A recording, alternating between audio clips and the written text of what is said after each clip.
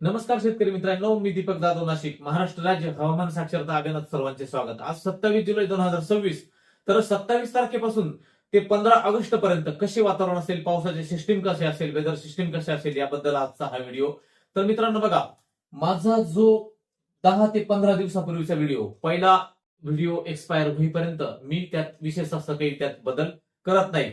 Syed पिंपरीचे Manoj Jadhav sir माझ्या recording फोनवर phone call recording घेत असतात आणि ते सोशल मीडियावर शेअर करीत असतात आणि अॅमिकसच्या रेकॉर्डिंग देखील घेत असतात आणि ते शेअर करीत असतात. त्या गोष्टीचा मला इतका त्रास होतो की शेतकरी कॉल करतात की भाऊ, अॅमिकसने 15 दिवसापूर्वी सांगितलं होतं की 3 ऑगस्ट पर्यंत राज्यात कुठल्याही स्वरूपाचा पाऊस नाहीये आणि मी हा अंदाज दिला होता.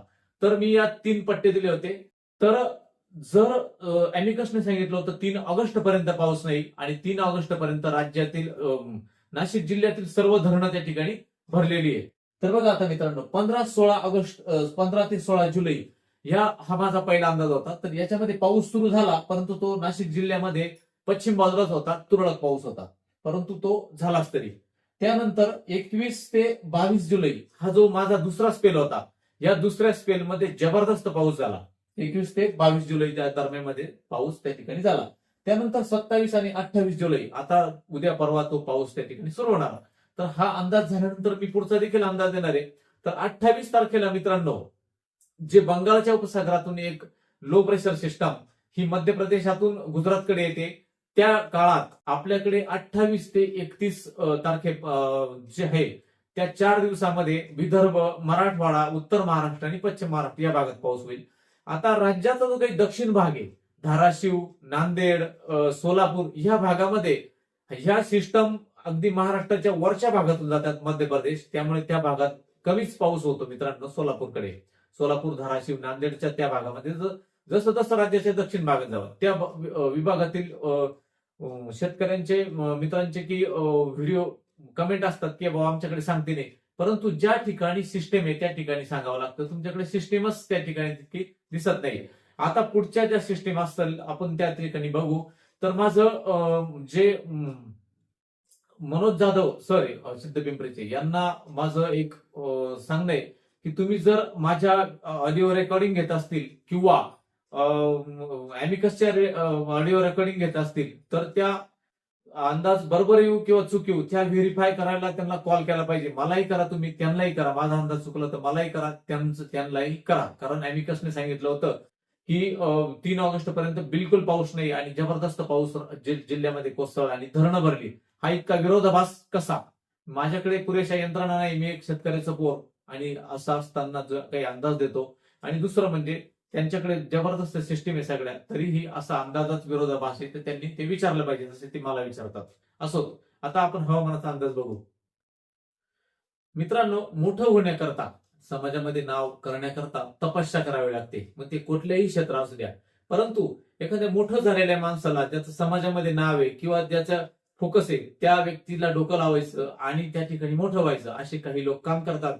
काही दिवसापूर्वी काही व्यक्तींनी माझी एक कॉल रेकॉर्डिंग सोशल मीडियावर शेअर केली होती की 15 ऑगस्ट पर्यंत 15 जुलै पर्यंत कुठलाही पाऊस नाहीये. परंतु जर बघा, आता त्याच गावामध्ये ज्या ठिकाणी मला आलं होतं, तर 7/7/2026 त्यांनी सांगितलं होतं की 15 जुलै पर्यंत कुठल्याही पावसाची शक्यता आपल्याकडे नाहीये. एल निनोचा प्रभाव आहे. आता कुठल्याही माहिती नसताना काहीतरी सोशल मीडियावर टाकायचं आणि दीपक जाधवला डोकं लावायचं म्हणजे मी मोठा होईल. अचानक माणूस मोठा होत नाही, त्याच्याकरता तपस्या करावी लागते. 10-10, 12-12 वर्ष तपस्या असते, त्याच्यात नॉलेज टाकावं लागतं, तेव्हा माणूस मोठा होतो. आता 7 तारखेला 47 मिलीमीटर पाऊस हा कुठे झाला होता? त्यांच्या गावामध्ये, म्हणजे पिंपळस येथे झालेला होता हा पाऊस. रामाचं पिंपळस जे आहे, आणि त्या गावात त्यांनी सांगितलं होतं की 15 तारखेपर्यंत पाणी. हा 7 तारखेची ही फैलोची त्या ठिकाणी म्हणजे रेकॉर्डिंग, म्हणजे त्यांनी जे रेकॉर्डला नोंद केली होती ती आहे त्या ठिकाणी. तर अशा पद्धतीनं सोशल मीडियावरती लोक काम करतात. मला एक सांगायचं, बाबांनो, तुम्हाला जर मोठा व्हायचं असेल तर समाजामध्ये लोकांकरता झिजा, लोकांकरता काम करा आणि मग मोठं व्हा. असं उगाच एखाद्याला डोकं लावून, एखाद्याला नाव घेऊन चिडून असं काही कोणी मोठं होत नाही. तर माझं त्यांना सांगणं की त्यांनी सांगितलं होते 15 जुलै पर्यंत पाऊस नाही, तर त्याच्या आधीच नाशिक जिल्ह्यातील सगळी धरणं भरली होती आणि त्यांनी जी 15 तारीख सांगितली त्या 15 तारखेला पाऊस आलाच नाही, तो पाऊस आला 21 तारखेला. तर असो, मला त्याच्यावर काही बोलायचं नाही विशेष. आता आपण बघूया हवामानाचा अंदाज. 26 तारखेच्या रात्रीची सॅटेलाइट पिक्चर जर बघितली तर बघा मित्रांनो, ह्या ठिकाणी जो असा गोल फिरणारा एक भवरा दिसतो आणि एक जो आपल्याकडे 4 दिवसापूर्वी पाऊस देऊन तो गुजरात, राजस्थान, पाकिस्तानकडे गेला, हा कमी दाबाचा पट्टा. या दोन्ही बाजूला त्या ठिकाणी सिस्टम आहे. ही सिस्टम नंतर मध्य प्रदेश, महाराष्ट्राच्या ह्या भागामध्ये सरकेल, त्यानंतर ती महाराष्ट्रामध्ये आता पाऊस देणार आहे. तर बघा 27 तारखेला आयएमडीच्या फॉरकास्टिंग नुसार असं दिसतं की ह्या जो सिस्टम आहे ही मधील बाजूला सरकते. त्या काळात पश्चिम घाटावरती बघा जोरदार पावसाच्या शक्यता या पश्चिम घाटावर दिसतात आणि राज्यामध्ये हा जो पिवळा बेल्ट दिसतो तर तो विखुरलेल्या स्वरूपात त्या ठिकाणी पावसाच्या शक्यता दिसतात.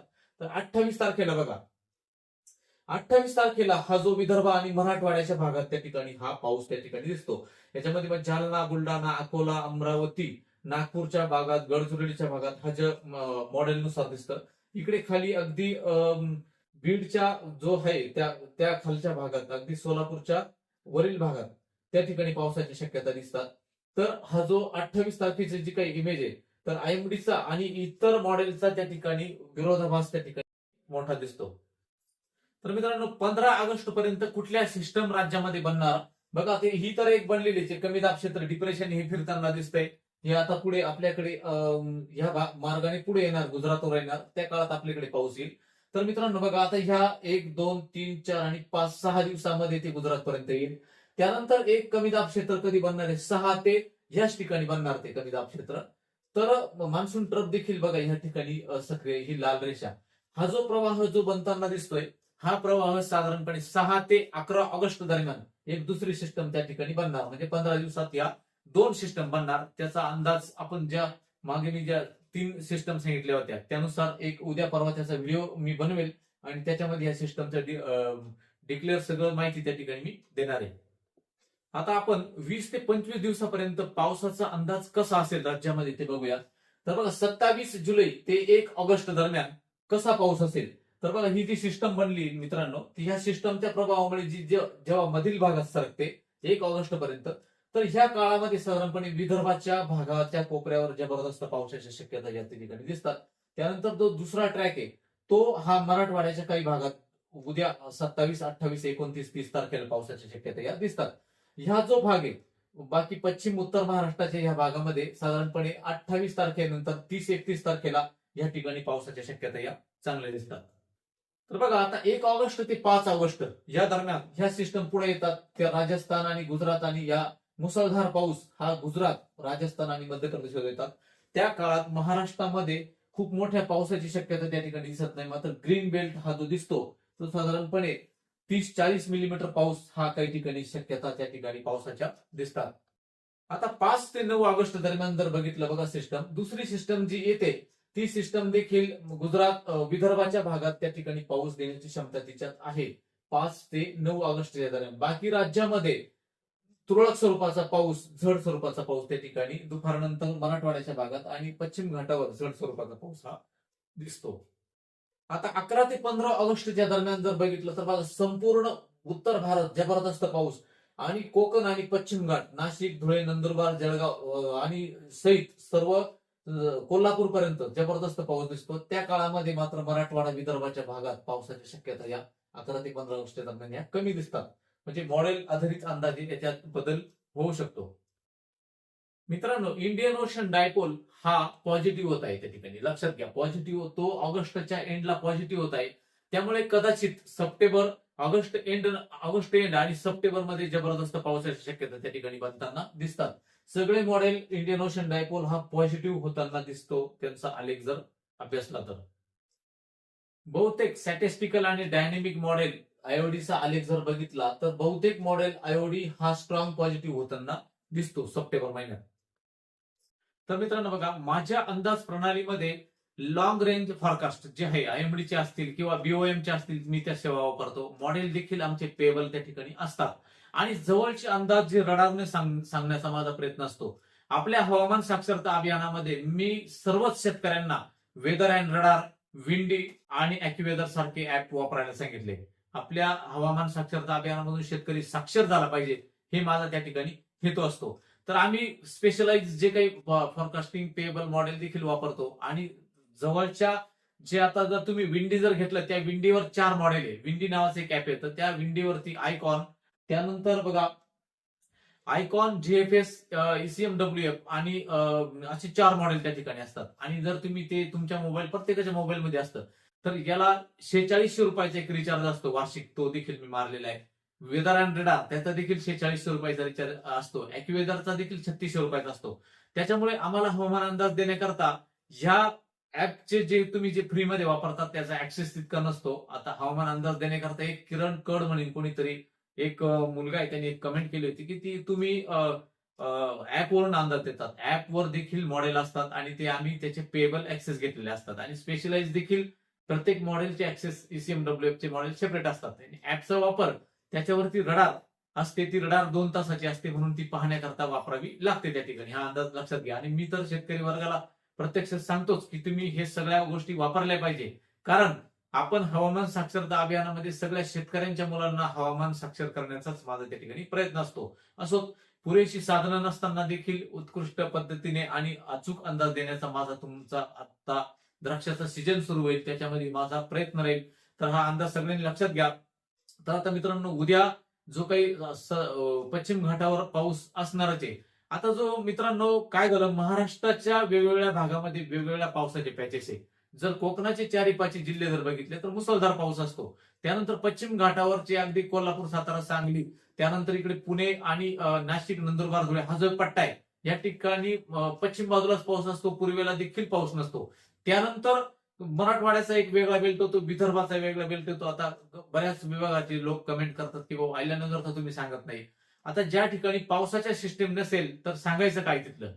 त्याच्यामुळे मित्रांनो बघा, पावसाच्या सिस्टीम या राज्याच्या उत्तर भागातून जात आहे, म्हणजे मध्य प्रदेशातून जात आहे. जिथे पाऊस झाला तिथे माझा सांगण्याचा प्रयत्न त्या ठिकाणी असतो. आता मराठवाड्याच्या आणि विदर्भाच्या भागामध्ये उद्यापासून म्हणजे 27 नंतर आज देखील बऱ्याच भागात पाऊस झाला, पॅचेस बदलत, पण स्ट्रॉंग सिस्टम ही आपल्याकडून मध्य महाराष्ट्रातून नाही. त्यामुळे आपल्याकडे मराठवाड्याच्या भागात उद्या ज्या काही पावसाच्या शक्यता बनणार आहे त्या 28, 29, 30 तारखेला चांगल्या पावसाची शक्यता आहे. इकडे नाशिककडे नंदुरबार, धुळे, नाशिक आणि ह्या भागामध्ये साधारणपणे 28 ते 31 तारखेला चांगल्या पावसाच्या शक्यता त्या ठिकाणी बनतात. आणि बऱ्याच शेतकऱ्यांचे पूर्वी कॉल यायचे की तारीख पे तारीख, तारीख पे तारीख पाऊस येत नाही. आणि आता लोक म्हणतात तारीख पे तारीख पाऊस कधी उघडेल, म्हणजे अशा स्वरूपात लोक त्या ठिकाणी असतात. तर आता मित्रांनो बघा, आता खरोखरच पावसामुळे पिकं खराब होण्याची वेळ आली. मला जितके कॉल आले, 100 कॉल आले, त्या सगळ्या शेतकऱ्यांचं एकच म्हणणं आहे की भाऊ पाऊस कधी उघडेल, पिकं खराब होत आहे. आणि तेव्हा पाऊस कधी येईल तुम्ही अंदाज चुकताय. म्हणजे अशा स्वरूपात सगळ्या गोष्टी असतात. लोक घोड्यावरही चालून देत नाही, पायी पायी चालून देत नाही असं. तर मित्रांनो बघा, 28 ते 31 पावसाची शक्यता आहे. 2 सप्टेंबर नंतर त्यात पावसाची क्षमता, त्या ठिकाणी इंटेन्सिटी ही कमी होताना दिसते. त्यानंतर सूर्यदर्शन होईल आणि योग्य त्या ठिकाणी सगळं तुम्हाला शेतीचं नियोजन करायला योग्य त्या ठिकाणी ऊन सापडेल. तर हा अंदाज सगळ्यांनी लक्षात घ्या आणि आपल्या शेतीचं योग्य नियोजन करा. धन्यवाद.